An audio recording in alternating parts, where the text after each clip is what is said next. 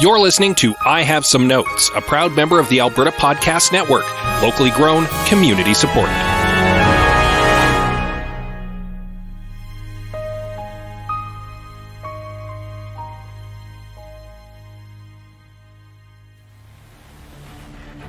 Hey, whoever, I have a pitch. This TMNT craze is at its apex. We need a sequel now while the iron is hot. Sounds good. So what's the pitch? That's it. Make another one. Like, now. Get cracking.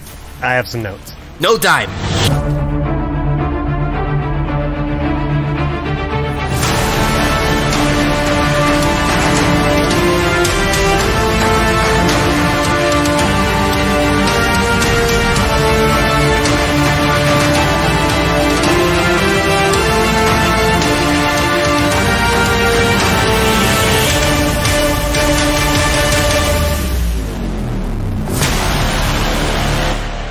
Welcome everyone to I Have Some Notes, the movie podcast with cuts, keeps, punch-ups, and tweaks on movies as voted on by you, our listeners.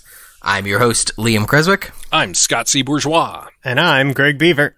And today we are discussing the film, the cinematic masterpiece, that is Teenage Mutant Ninja Turtles 2, The Secret of the Ooze.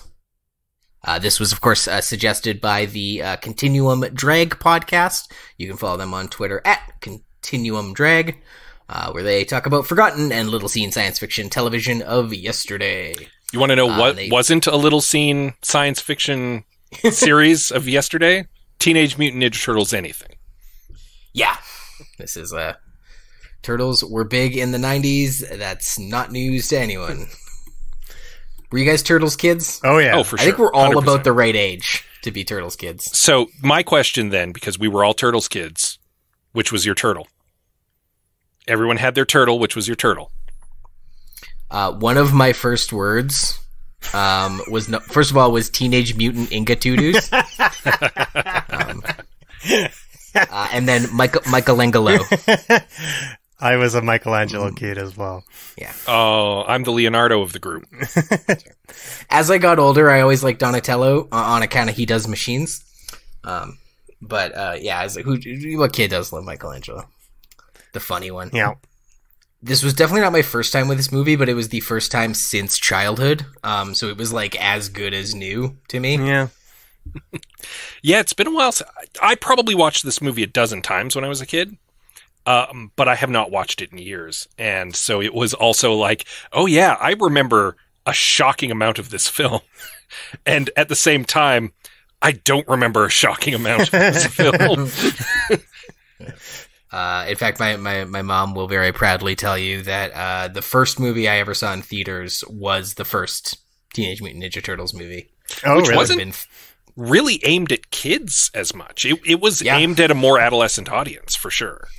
Yeah, I would have been 3 or 4 because I was born in 1987, and apparently I was too little to hold the chair down, so she had to hold it down with her leg throughout the whole movie. But yeah, going to movies ever since. That's great. TMNT And adorable, too. I was thinking today that I remember this movie being bad, but as I thought more and more about it, I think the movie that I was actually thinking about was TMNT 3, which is horrible. Yeah. And I think somehow that bleeded into the sequel. Now, like, TMNT 2, I think, gets a lot of, I don't know, I want to call it hate, but sort of like, maybe sarcasm because of, like, the Vanilla Ice cameo and maybe that it's, like you guys say, like it's a bit more aimed at kids compared to the first one, which is strange because it's one of the same writers wrote the sequel. So, but somehow the tone is a little bit different. And I feel that was 100% a production decision. Yeah. Like producers high up were like, you need to tone it down. And so he was like, well, I guess I'm toning it down. Like, yeah.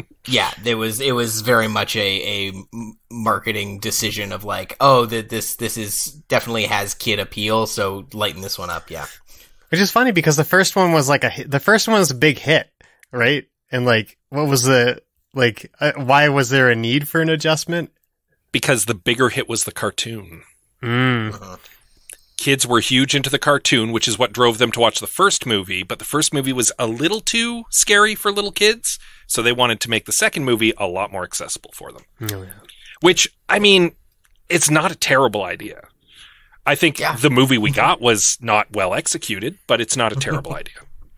I don't know. It was pretty watchable as a grown man watching this like alone in my apartment. Yeah, I was not looking forward to with like a notepad out, like ready to really get wax intellectual about it. It's pretty good. Yeah, I was expecting to not enjoy it but yeah, I was pleasantly surprised. Like the turtles, while a little obnoxious here and there, are genuinely fun to watch, and their antics had me chuckling more times than I think I'd care to admit. It was overall pretty decent. I think its problems maybe more stem from production design issues, as well as maybe a pretty razor thin plot. Razor, right? I will. I see what you do there. I will say there is some very cringy dialogue in this movie, and there are points where it's like, oh, we need to have all four of the turtles say a catchphrase, and it's very obvious and super clunky. But to their credit, the turtles are all distinct, and it's very easy for a movie like this to just make them kind of all the same. Yeah. But like they all have their personalities, and their personalities all shine through the movie and consistently. And I thought that was actually well done for a kids show. Yeah, like this is the thing that like I don't think that the Michael Bay movies or Michael Bay produced movies did very well, is like all the turtles feel like one homogenous character. They aren't really all that distinct, aside from maybe Michelangelo in those movies. I don't know. I just want to go back to the cringy dialogue comment, Scott, because 5 minutes into the movie, I laughed out loud because there's the title credits are going over that initial scene where they're beating up the like electronics robbers, like the guys robbing an underground mall. And Michelangelo gets thrown into a deli counter, pulls out 2 sausage links that look like nunchucks, and goes, cold cut combat, and then starts swinging them around like nunchucks, and that's when director Michael Pressman's name appears on screen. Seconds after Cold Cut Combat, directed by Michael Pressman. I'm like, bold, dude. Kudos to you, sir. He's owning it. He's taking ownership of that. Yeah. Speaking of director, of course, this movie came out in 1991, directed by the aforementioned Michael Pressman, written by Todd W. Langen, based on characters by Kevin Eastman and Peter Laird, famously. Donatello, Michelangelo, Raphael, and Leonardo as the main turtles, obviously. Kevin Clash as Splinter, Ernie Reyes Jr. as Keno, and Paige Turco as April O'Neil. What are our thoughts on Paige Turco? Because they recast April, moving from the first to the second movie, and I don't think she's that great in this movie. No, I don't think she's as strong an actress as the previous. I looked up the previous April's name and now it escapes me. But yeah, like she just doesn't have much, and the movie gives her kind of even less to do. So some of it maybe not be entirely Paige Turco's fault. Yeah, she's a nice lady in a kids movie. Yeah, that's fair. Also, not mentioned in this starring list, David Warner, who is wasted on this film. Which one is David Warner? David Warner is the scientist. Oh, guys. Right. Yeah. He is a prolific character actor with years of credits to his name. He is a great actor. Yeah. And he is completely wasted on this movie. He's the best part of this movie. He's been in Star Trek a bunch. Oh, yeah.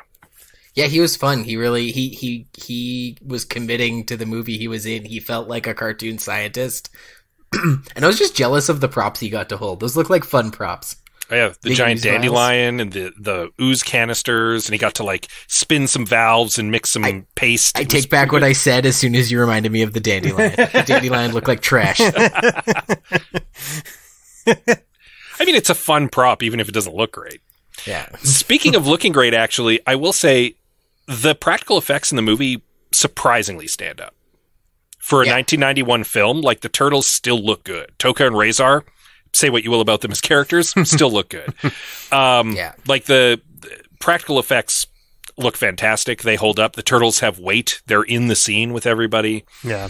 The animatronics were really animated, obviously, but just like they had facial expressions. They really did look. Oh yeah, look yeah, cool. and like the turtles really emote very well. It's pretty seamless job, I think, being able to control all that when you've got people having to puppet the mouth separately from an actor's performance. That's it couldn't have been easy to pull that off. Especially Splinter also looks really good in this movie. Yeah, I think he looks quite a bit better than the first one. Yes. The only drawback being is that the entire movie shot with such flat, boring kind of TV lighting that it kind of ruins the effect of how good the turtles could look. I think the first movie was shot a lot at night, like or at least quite a bit darker. I'm thinking of like the scene in the fight scene in the basement of April O'Neil's apartment where, it's dark and then you get the fire and all that kind of stuff. So you get a lot of dramatic lighting. The final climax is at night. Most of the Shredder stuff is all at night. It looks, it looks a lot darker and more interesting. And I think it helps the puppets and the turtle suits because the darker it is, the less of the imperfections you see.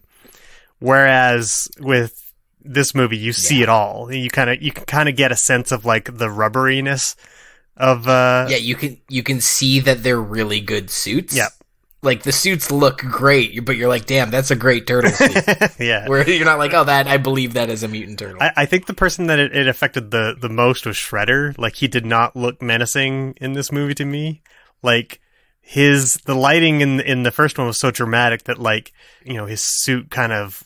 I don't know. The helmet. Yeah, and the helmet, and just like the way that the lens was flaring off it and stuff like that, and just him being shrouded in darkness is good for that character. But in this one, like his costume has kind of like a little bit of a sparkly sheen into it.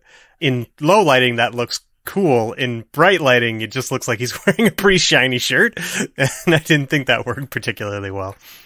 Yeah, just shining the light on the costume in general really makes it look more cartoony than legitimate. And then especially when you put him next to Razor and what's the other one? Toka and Razor. Yes, the three of them together look like guys in silly costumes. Whereas his henchman looks like the most menacing among them because he's actually looks like a scary ninja guy. I also, for the record, want to know what the decision process was we want to pit the turtles against two mutant animals. We're going to find two vicious mutant animals to stick up against them. One is going to be a wolf and the other one is going to be another turtle. Oh, so it's going to look like the Ninja Turtles? No, it's going to look totally different from the Ninja Turtles. What was the thought process there? Yeah, that was a baffling choice to choose another turtle. It's like literally the only two animals you can't pick are turtle and rat. They're taken. We did those already. But we did turtle again, and also it doesn't look like the turtles for some reason. It was really like in the movie was obviously made very rushed, like quite famously a rushed film. Just like, all right, come on, guys. It's 5:00. We gotta go home. We gotta get this script in. We need new animals. What are the new animals? A wolf. Good. A wolf's for us. And I don't know, just another turtle. The pressure was so on that the guy just couldn't think of anything other than another turtle. Which is baffling when you look at the cartoon and there's a warthog and a rhinoceros right there. Yeah. Oh, don't worry. We're coming back to that, guys. Just a quick aside about decision paralysis. I very much enjoy Landmark Cinemas for my movie-going experience because they have a Coke freestyle machine. I like Mr. Pibb. I like all the vanilla options. I like a Coke freestyle machine. And so we were going to see a movie with some friends. I convinced everyone, even a guy who collects diehard Scene Point collector, we're going to go see a movie at Landmark Cinemas because they have this Coke freestyle machine. And I hyped up the freestyle machine. And then we all meet up after we filled our drinks. And my one friend Joel's like, I panicked and got Coke. I feel like that was the second turtle. Toka is panicking and getting Coke. Yeah. Let's you know what? If for no reason other than to hear "Go Ninja, Go Ninja, Go," let's hear from the trailer. New York, a city where 8 million can scarf down their slices in safety, knowing that when pizza is close by, help is never far away. Look, some animals are knocking down the telephone poles. Let them get their own cab. The next fight will be freak against freak. Take the ugly one! No, you take the ugly one! Which one's the ugly one? Ninja, rap! Huh? Ninja, rap! Go, go, go, go! Go, ninja, go, ninja, go! Go, ninja, go, ninja, go! Go, ninja, go, ninja, Go long! Go long! Turtle in the open! Surf's up, dude! Ninja, ninja, rap! Ninja, ninja, rap! Ninja, Rock and roll! Teenage Mutant Ninja Turtles 2. Cowabunga! The Secret of the Ooze. Don't forget, we're turtles! Leonardo, Michelangelo, Donatello, and Raphael battle the Shredder once again. This time for the last canister of the very ooze which created the turtles, which Shredder wants to use to unleash an army of new, terrible mutants. With the help of Splinter, April O'Neil, a brilliant scientist, and a pizza delivery boy, the turtles take on Shredder's Foot Clan and his two infant mutant animals, Toka and Razor. Also, Vanilla Ice sings a rap about them in an abandoned warehouse dance party. Cowabunga. Yeah, that's pretty much it. It's not Go too much Ninja, more. Go Ninja, Go. Words of a poet. Yeah, that synopsis is the entire movie. Like, that's it. There's nothing else happens. It's pretty airtight. It's really... It is a tight plot. No loose ends in that film. No, like at one point, the pizza delivery kid like infiltrates the Foot Clan and successfly gets in and is in for 2 minutes. Yeah. Before he's almost immediately found out. Like, Yeah, immediately, like as he's followed by Raphael into the den of the Foot, and then they see Shredder, and they're like, "Shit, we got to get out of here." Shredder's not supposed to be alive, and yeah, they just book it. totally blow their cover immediately. Yep. Right. I do like that Shredder, for all his menacingness, recruits exclusively teenage boys who are good at martial arts. Yeah. Like, Does this movie? Do you think this follows the sequel-itis of the '90s, where it is trying to do the same movie twice? No, because No, the first in fact- movie is not this. yeah. And this movie does something I love. This is one of my favorite things about this movie, watching it, again, as an adult, with giving it way too much attention and care and consideration. I love that the whole point of this movie is the turtles finding out their origin, finding out the secret of the ooze, that it was Ooze that created them. And one of them even remarks like, "Oh, I thought it was going to be something like significant and special. You're saying it was just an accident with some ooze in the sewer?" And then, you know, the lesson, the takeaway from Splinter is like, yeah, but you're special because you're you, and like, what makes you special is the ninja training and the personalities. Yeah, the ooze is not what makes you special. The ooze is not what makes you, which, when you take that and compare it to all origin stories from comic book adaptations that follow for the next 30 years, you'd be surprised how many people like don't think of that. Like, it's always like, we gotta see him get bit by the radioactive spider. We gotta see him get turned into the Hulk. We gotta see him get the Iron Man thing. Like, and so many of them now are like, not just hitting the ground running by not wasting time on an origin, but like, even just this movie kind of clowning on them, being like, origins don't matter. What's interesting is what they're doing now. Yeah. Like, we don't need an origin. Who gives a shit what the origin is? Like, we don't, yeah. Like, this movie basically says we don't need a Han Solo movie that explains how he got here. Like, I was gonna remark that I wasn't sure whether that motivation surrounding the ooze was big enough to build the whole movie around. But like the way that you described it, Liam, maybe makes me think a little bit differently about it. Yeah, because it's a sick MacGuffin, like a slime that can turn, snapping turtles into weird spiky turtles. Great MacGuffin, not a great origin. And that's, yeah. Yeah, I guess maybe it might have worked slightly better if there was one of the turtles or someone was sort of like questioning their origins at the beginning of the film, at the outset. Fair. And like maybe it could have been Donatello because he seemed to be the one that was most affected by the answer. But yeah, and he's like he's a scientist guy, so maybe he's sort of like experimenting on himself or something like that, just sort of like trying to understand what the mutagen did to them and where they came from and that kind of thing. Yeah, or maybe even I was gonna say sharing interest in what April is researching, but I think you just more have questions for Splinter. Yeah, that could work. That's very simple. Yeah. Yeah. Or like suggest that they go root around, or maybe there is some clue that he's like, oh, this maybe something of our origin is tied to this organization April is investigating and acts on that. Yeah, that way that you can have maybe that helps with Splinter's reveal of the mutagen canister, because it could be something that he's sort of being coy about or hiding. Oh yeah, because he just sort of whips it out. Yeah. To the part I'd forgotten about that when I was describing. I was like, well, they could have like a piece of the canister or something. I'm like, oh, they do, and it's just not used good. Maybe it might be kind of the thing where it's just like Splinter being a very wise rat. He kind of understands that like at their young age, the turtles might have trouble dealing with the idea that they're completely accidental. There was no one out there trying to create like sentient beings or anything like that. They just did it by accident. Oh, it's just beautifully nihilistic. It's just like, oh, it doesn't matter how you got here. Like, it's an accident. It's just a weird accident. It also makes these other weird things. It's weird. Who cares?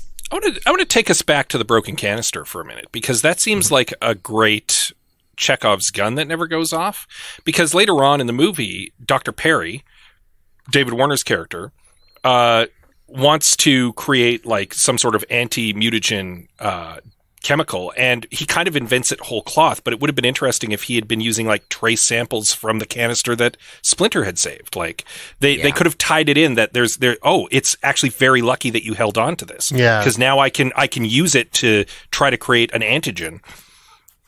That's really good. Yeah, that would have been much more clever. Yeah, there's just whips stuff out like some that. Bunsen burners. Yeah, and then they drop pizza in it. My point is that there's a lot of points in the movie like that where it's like, oh, this didn't really go anywhere, or oh, that was just kind of a thing that was thrown in. And it as much as we were saying that the movie's quite tight, it could be tighter. Like there's threads that could be like, it could loop back on itself better. It's just, you can tell it was hastily written. We'll put it that way. Yeah, I mean, it leaves several characters kind of twisting in the wind. Obviously April.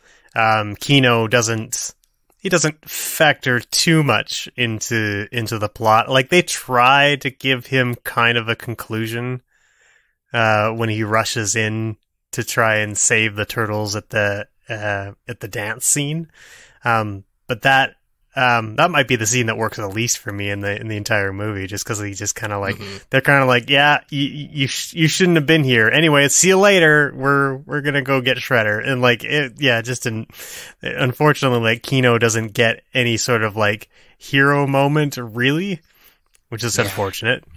Speaking of characters who are left twisting in the wind, whatever happened to Casey Jones? Sure. I guess he's just like a major character. A major character from the first movie does not even get a mention in this movie. I wonder if it was either the rush, like maybe it was just like a shooting schedule thing, so they didn't bring him back. They didn't bring back April either. You could have recast him easily. Recast him. Or maybe it was part of that tone thing. Maybe he is like too scary and violent to be like swinging golf clubs at people. He's a sports-themed vigilante. He's not that violent or edgy. Well, in the first movie, like he spends most of his time being like misogynistic and insulting people, you know, like, and like then, and they're like, there's like a whole scene where him and Donatello are just coming up with insults for one another. So I guess, like, I can see, especially in the 90s, when you're looking at that, you might be thinking like, oh, this character's too much for kids. But I mean, if you're toning down the entire tone of the movie, you can tone down Casey. Oh, Jones, for sure. and still have him be there doing stuff. Yeah. Yeah. Yeah, I agree. You could say that he's softened up now that he's hooked up with April, and they could even make some jokes about how she's domesticated him. Like, yeah, would have been super easy, is what I'm saying. It didn't take a lot for me to come up with that.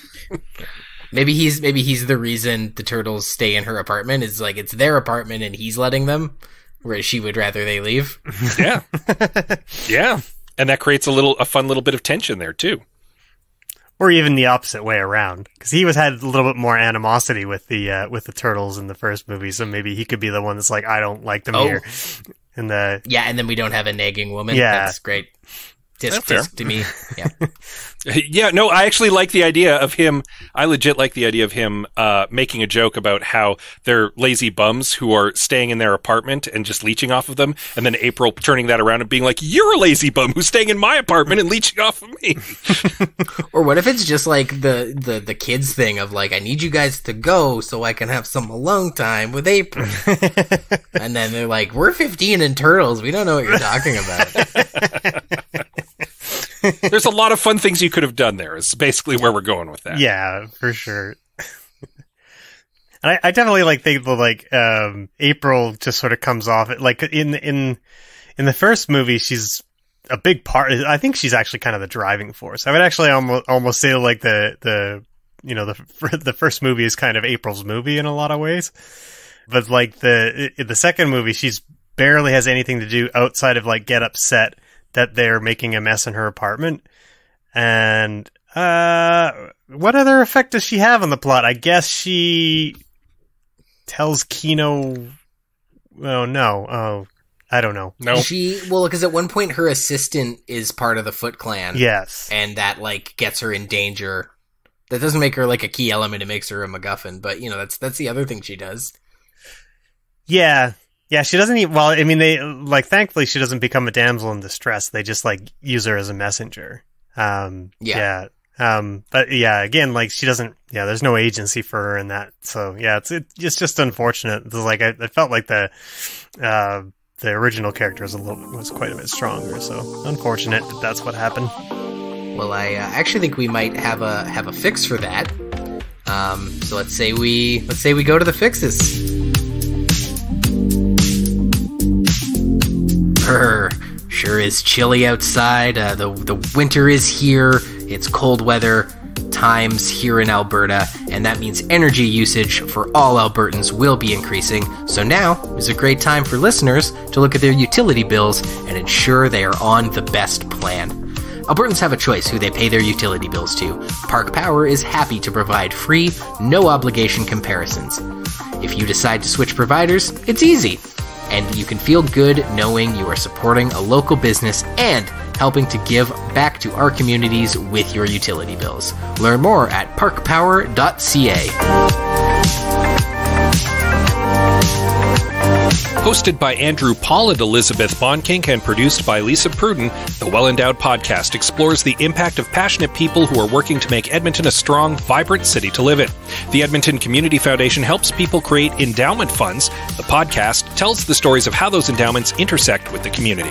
You can check them out right now at thewellendowedpodcast.com.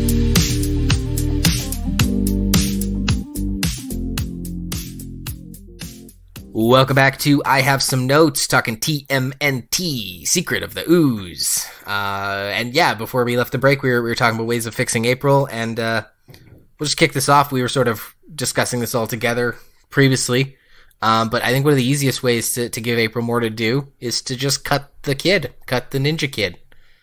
I get kind of the impetus for putting him in the movie, because he's the surrogate character for the audience, right? He gets to be the Ninja Turtles kid sidekick. He gets to help them out. But April's an investigative reporter, and she doesn't do any investigating in this movie. And that's squandering her as a character. And Well, she doesn't. She could do more. She could Yeah. investigate the Foot Clan, because she actually she does some investigating, and she gets that great line from the cop. that's true. Where she Yeah. tells the chief of police, maybe you're not the people who will handle this. And the police chief replies with, that's what we do best. Yeah, it's fucking sick dunk on the cop. A cab, April. But yeah, I think if you cut the kid, or at least cut down what he does, he infiltrates the Foot Clan, and it doesn't last long, as we said. But what if, since there's also that like weird established character, it's like her assistant, but he's in the Foot Clan, and he kind of like uses her as a messenger at one point, kind of low key gets her into damsel in distress situation. What if she investigates the Foot Clan, disguised in that guy's disguise? Like maybe he gets one over on her initially, but then she's able to reverse it, takes his disguise, and she in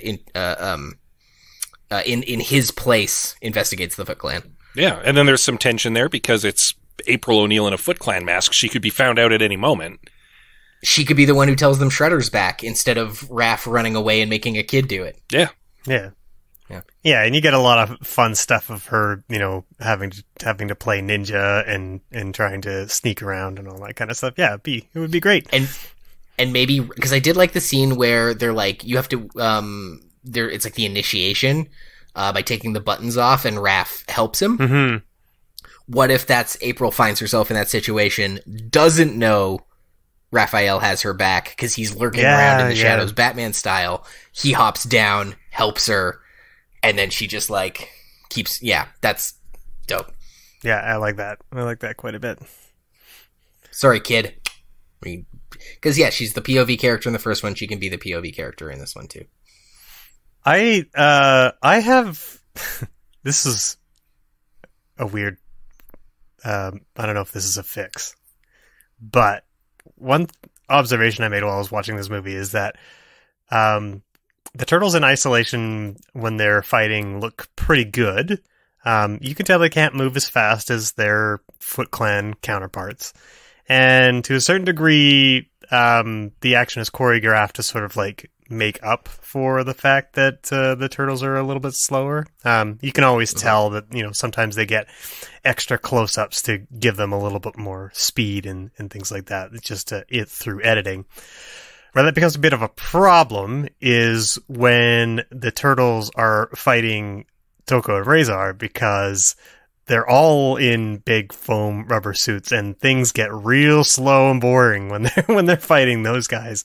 So I don't know if there's necessarily a fix here, but I would have loved to have seen a change in the way that those fights took place, just so that it didn't feel so puppety. You just speed it up. You just speed it up in post. You just ramp up the speed. Oh, that's a good fix. Like literally, you have them do it in slower motion, and then you just crank up the speed in post so that it looks like they're doing ninja action. Yeah. That's actually a pretty good idea. I mean, one of the fights takes place in a dance hall with a shitload of extras, so that would have been really interesting to coordinate to get that to work. We might have to cut the warehouse scene for that to work. Oh, sorry, Vanilla Ice. That's fair. Golly jeez. Well, I have thoughts on Tuca. I want to keep calling it Tuca and Birdie. Toka and Razor. One more time. Toka and Razor. Toka, right? Okay. Toka and Razor. My thoughts on Toka and Razor solve your problem, Greg, for some of the way the fights could go. So we discussed, obviously, why would you pick a turtle a second time? There's literally any animals you could do. We said this all in the first half. Obviously, Rhino and Warthog, like the cartoons. But it does beg the question, where does one samurai and his army of teenage martial artists get a rhino and a warthog operating out of a dump in New York? The Bronx Zoo. Yeah, you steal them from the zoo. That would be a fun scene. So if you were going to do the rhino, you have a scene of where the Foot Clan steal it from the Bronx Zoo. Oh, Liam, don't worry. We're getting to it. I've got some big ideas for this movie. Okay, well, I've got some also big ideas, but we'll see where yours go. Here's my pitch for the Toka and Razor. I get the impetus that they wanted to pick ferocious animals, or like they being Shredder was like, get me the 2 most ferocious animals you can find. The Ninja Turtles are ninjas because they were trained to be. These things are just coming off fresh. I feel like they should just use whatever animals are around. So other than rats, what are the 2 most common animals in New York City? Cat and a dog, maybe? Stray cat and stray dog absolutely could work. I was thinking a pigeon and cockroaches. So a giant pigeon and a giant cockroach. No, actually, one giant pigeon, multiple little mutant cockroaches. Oh. Because this is what I was saying ties to Greg's thing about, like, the fights looked weird. The Ninja Turtles have to do ninja stuff. The other mutant animals aren't gonna do ninja stuff, so they don't need to be regular-sized men in suits. They can be anything. They can be any kind of Jim Henson puppet, right? Because they don't have to also do ninja stuff. So you make a big-ass pigeon, Skeksis-looking thing, right? So, like, big body, maybe a bigger head than a Skeksis. And it's got, maybe it like, sprays gas or something at them. Maybe it's like it moves in a much more interesting, like, puppety kind of way and isn't trying to do ninja kicks in a different turtle suit. And then the cockroaches, you get petite dancers to be like 5-foot cockroaches, and you have either an army of them or at least 3 of them, and they can kind of like stand on each other's shoulders and stuff. But the bird can fly, and the cockroaches outnumber the turtles. So you can have a whole army of these little cockroaches. I just think it'd be more interesting than 2 other, like, guys in suit fights. Right? Yeah. Because then it's 4-on-1. Like, it's... Or 4-on-2. You know what occurs to me with that science character, the scientist character, that what a total missed opportunity to have Baxter Stockman in the movie. Yeah. Actually, Anita pointed that out. When I was talking with her about the movie, she was like, "Why didn't they just make that Baxter Stockman?" And I was like, "Wow." Yeah, and like I would have even gone so far as to being like, the Shredder's not actually the main villain. Like the Baxter Stockman as the Fly eventually becomes the main villain. Well, and I mean that does work because Baxter has the Mousers, so he's got a built-in army of little robots. Yeah. Would have loved to see them do that on a shoestring budget. That would have been really interesting. Yeah, on a shoestring budget, not so much. But I mean, from a story standpoint, he could be a main villain. There's no question. Yeah. I guess this movie lacks a lot of foresight. Because I'm like, come on, guys, we're trying to build universes here. It's 2022. You establish him in the second movie as the Baxters, and then so the third one you get. My pitch has a built-in third movie hook. Let's be fair. Great. So I want to hear if you can trump my cockroach and pigeon instead of wolf and turtle. I mean, my pitch is warthog and rhinoceros because it should have been Bebop and Rocksteady. Yeah. My main fix is that they went into this with the knowledge that they wanted to skew to a younger audience because kids were into the Turtles at this time. But the kids were into the Turtles at this time because of the cartoon. And they needed to lean into the cartoon for their material, is my feeling. And they didn't. And I feel like that was a missed opportunity because even as a kid, I remember watching this and being like, Toka and Razor are weird. Like, that's a weird choice. Why isn't this more like the cartoon was kind of my thought. And I think that's the big missed opportunity of this movie. So I would cut Toka and Razor. I would cut the pizza delivery kid. I would cut most of this plot, and I would make it a plot.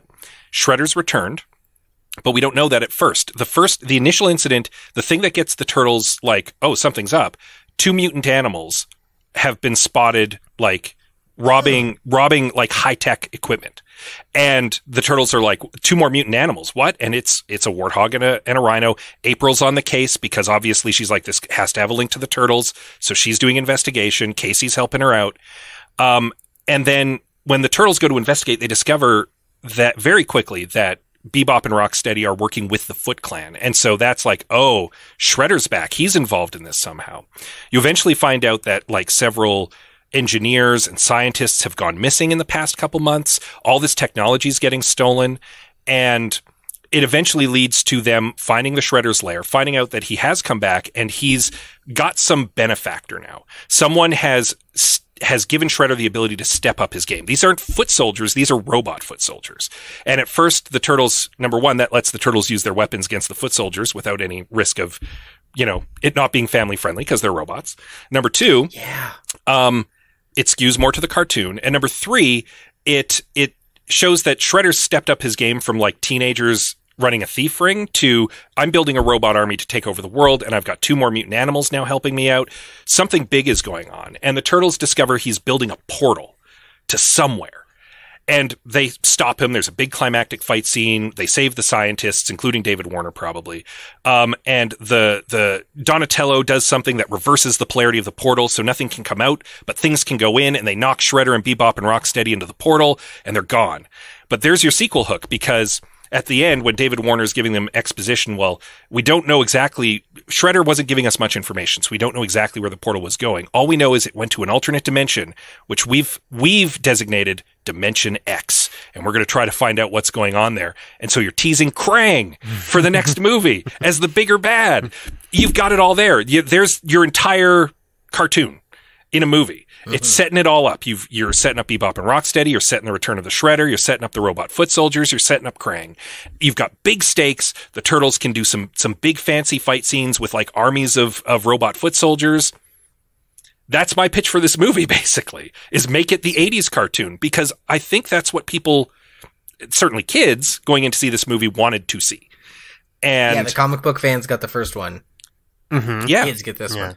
Yeah. And I feel like that was the big missed opportunity here, is that they didn't do that. And so the movie's kind of And I'm not saying it might not have been an movie, even if it was like the 80s cartoon. But I feel deep in my heart that this was the time to strike that iron while it was hot, as opposed to waiting multiple years for Michael Bay to do a nostalgia tour with Bebop and Rocksteady.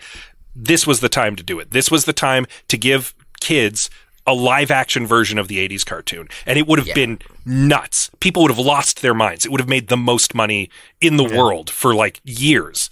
And with a lot of cases with movies like those childhood movies, like they don't have to necessarily be good to make an absolute crap ton of money.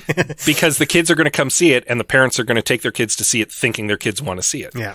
But if it was what the kids wanted... How was Sonic the Hedgehog and Sonic the Hedgehog 2? Have you had to watch it yet? I watched it by myself. Is that? Oh, okay. A quick, just slight adjustment to yours, Scott. I love all of the last part of it.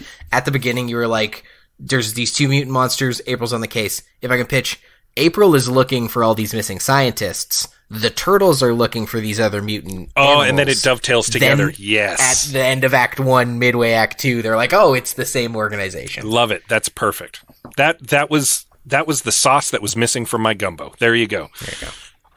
No, I like that. I think I'd like my movie better, but what? That might just be hubris talking.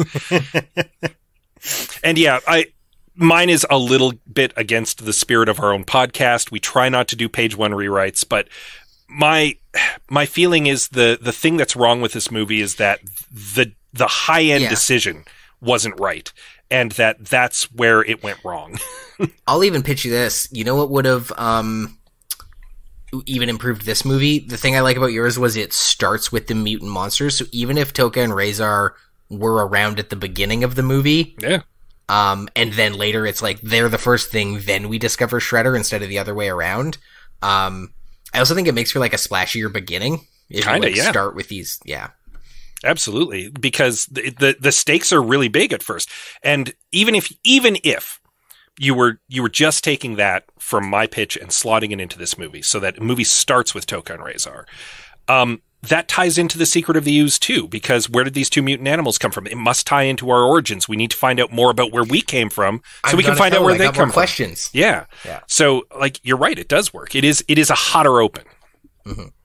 And then we find out that they're with the Foot Clan and that the Shredder's involved. And I think, I would call that, movie fixed as far as I'm concerned. I do have a question for you both. Like, the Ninja Turtles, like, we're all kind of Turtle fans here, so the Turtles have been, remade over and over again, multiple cartoon iterations, now multiple movie iterations.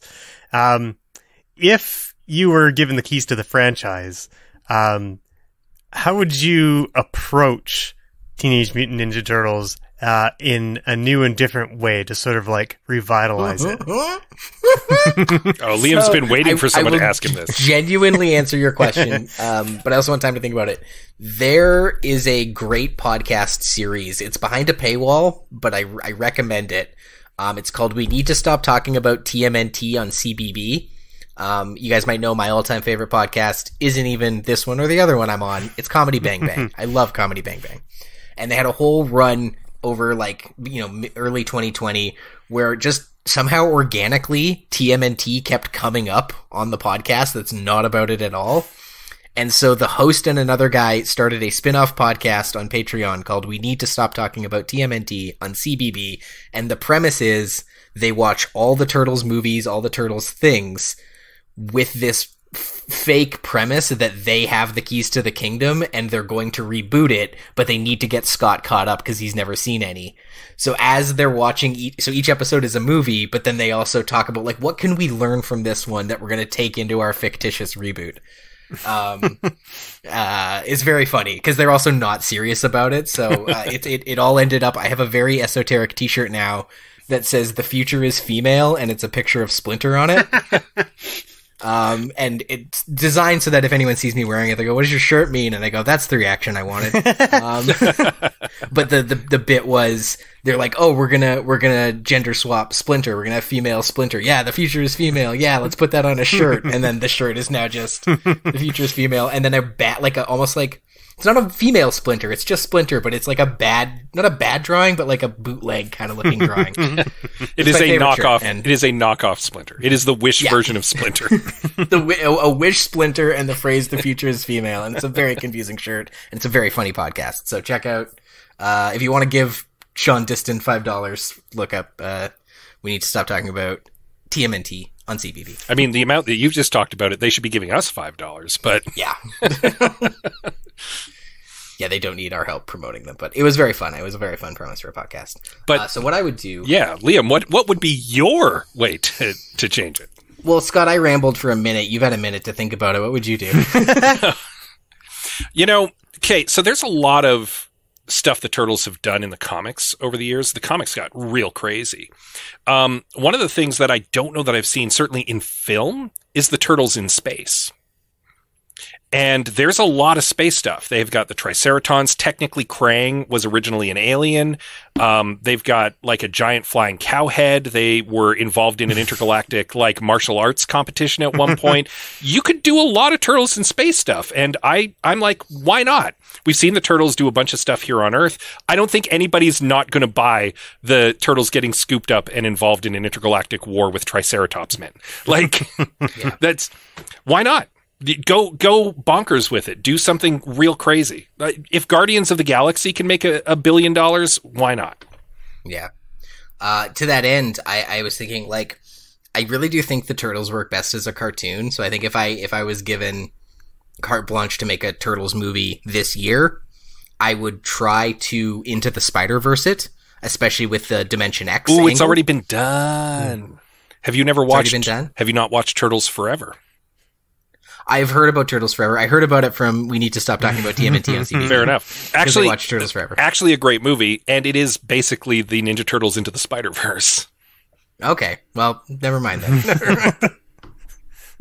But with that, then my pitch would be like, let Sony do it. Let the people who made Into the Spider-Verse make it. Because also, like, even if it's different hands, Mitchell's versus the Machines also kind of had this it was a Sony movie and it had like a real slick look to it.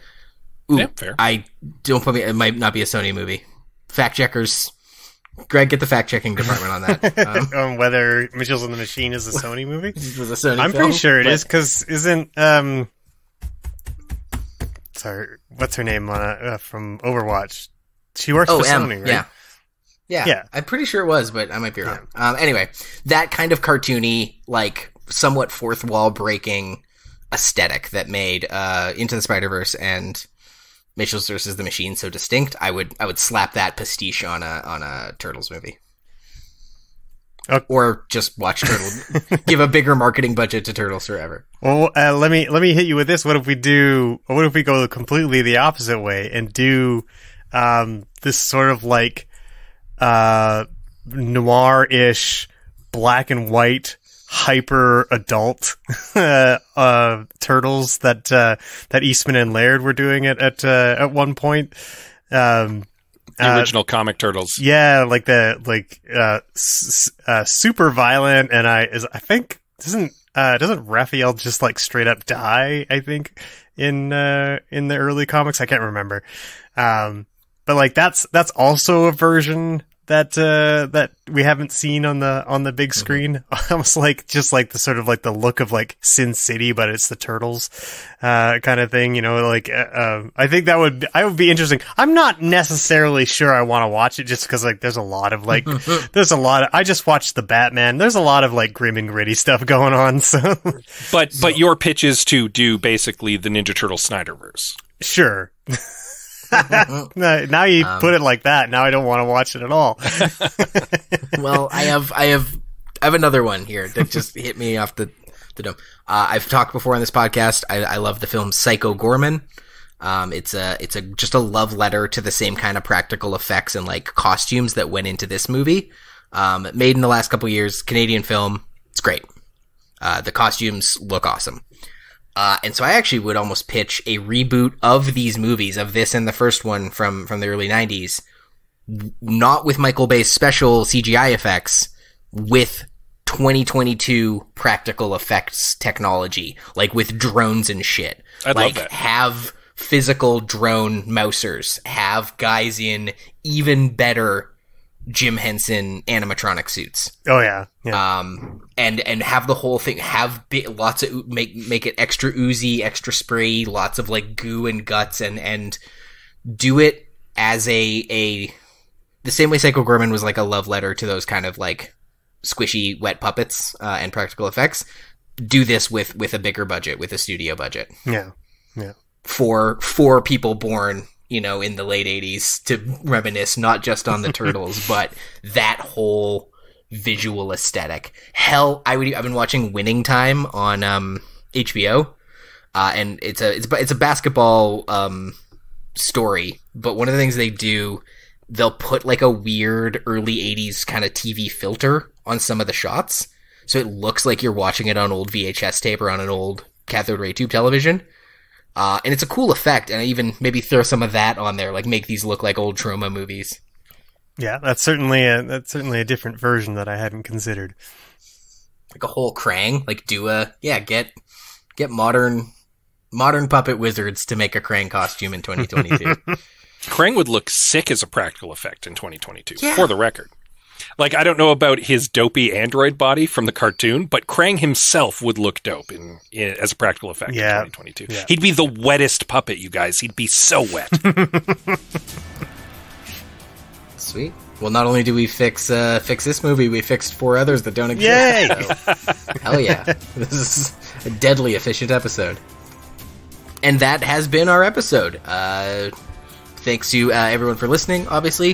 Wherever it is you're listening to this podcast, please give us a like, a subscribe, whatever little heart, star, horseshoe, clover, or blue moon that might be next to the old button there. Click it. Really helps us out. You know what the Turtles say? They say, be cool, stay in school, dude. And if you want to learn more about schools, you could turn into Ed, Conversations About Teaching Life. Honest conversations between educators hosted by teacher Shane Lawrence. You can find it right now at albertapodcastnetwork.com. Hey, and this episode's over. We know you're going to miss us, so don't worry. We'll be back in 2 weeks with fixing another movie. Until then, I'm your host, Liam Creswick. I'm Scott C. Bourgeois. I'm Greg Beaver. Keep watching the sky.